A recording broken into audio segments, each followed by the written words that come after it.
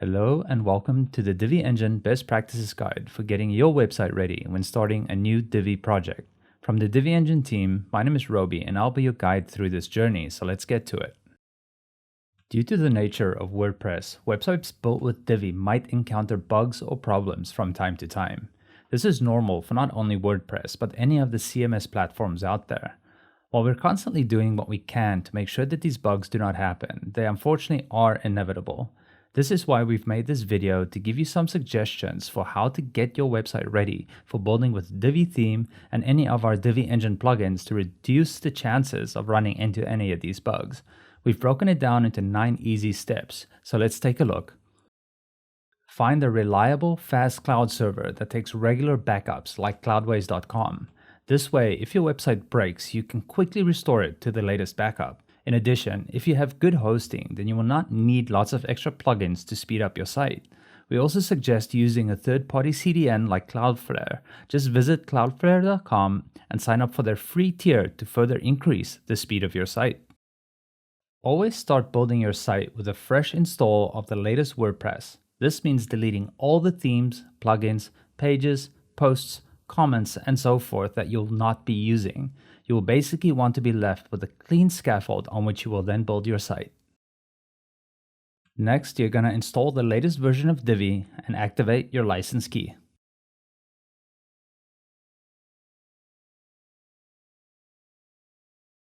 Always use a child theme with Divi. You can add a dynamic child theme like our free Divi Engine child theme that features dynamic CSS, or you can use one of the many theme generators found online. We'll drop a link to both of these in the description of this video. Okay, now it's time to install your Divi Engine plugin for your project, let's say BodyCommerce, as well as any other required plugins such as WooCommerce if you're using BodyCommerce, or advanced custom fields for Divi Machine. While we're talking about plugins, it is important to remember that you should only install the plugins you absolutely need. Too many plugins lead to slow and insecure websites. We suggest limiting yourself to a maximum of 10 and you'll thank us later. Do not use caching plugins while building your Divi site, as these often cause issues with login forms, payment gateways, as well as the CSS. Production sites that have good hosting with server caching working along with a CDN like Cloudflare usually do not require additional caching plugins at all.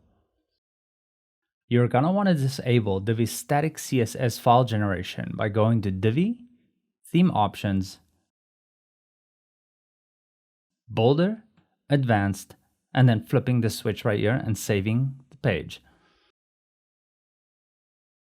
We want to make sure that our permalinks are using the correct format, which is the post name format. So we're going to set it to that, and then we're going to save our permalinks twice by going to Settings, Permalinks, and then Save. Now remember, do this 2 times. This makes sure that your site is updated to the new permalink structure, which is much better for your SEO. Okay, to end things off, if you're on any version of Divi after the 4.10 speed update and are experiencing issues, try disabling some of the new dynamic performance features one by one. With this update, Divi completely changed the way it handles its code, so there are still some compatibility issues being worked out.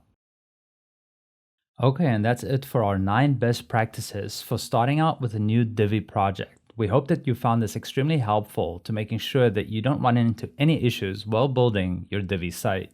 Thank you for watching, have a great day, and definitely let us know in the comments if there's anything else we can add or change to better help you. Again, this is Roby from the Divi Engine team. Bye for now.